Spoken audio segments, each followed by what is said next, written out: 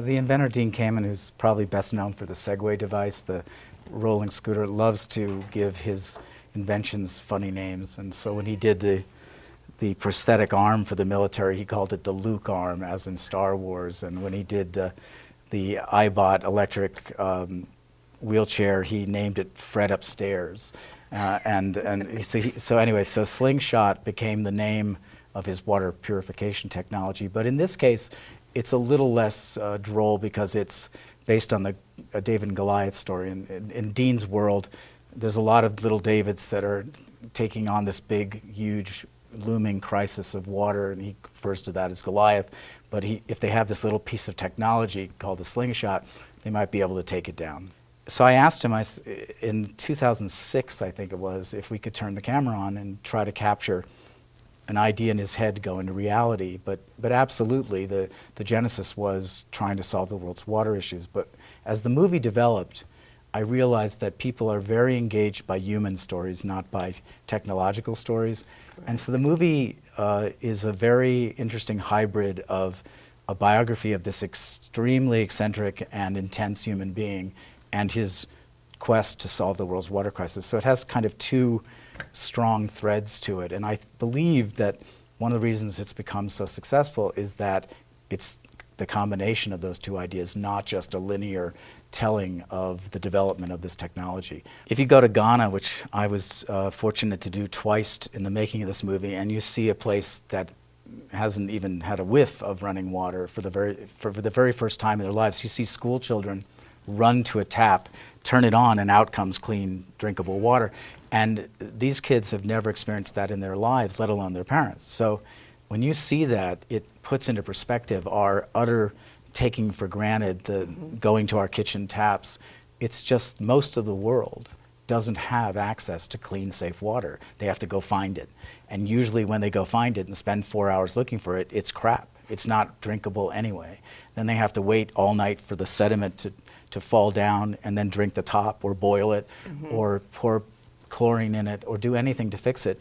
There's a shot in the movie of a golf course being watered. And I like to ask the audience how they feel about that at the end of the movie. And it pleases me a lot that everybody feels a bit queasy because that's potable water being used to water a golf course. We had 3 goals and they were stated over our edit machine, and we tried to adhere to them. The third one was just changing people's attitudes about water in general. The other 2 were to help spread the use of this technology, the SlingShot technology, around the world, which is right now pretty expensive, albeit a fantastic solution, but it's going to take a lot to get it out there. But it's wonderful because it can go into a village in the remotest part of anywhere and put one hose in dirty water and the other, go through the machine, and out comes clean water. So it's kind of a wonderful solution.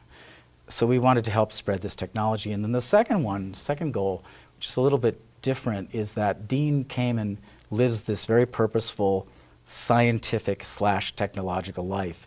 And he's a great inspiration for kids especially.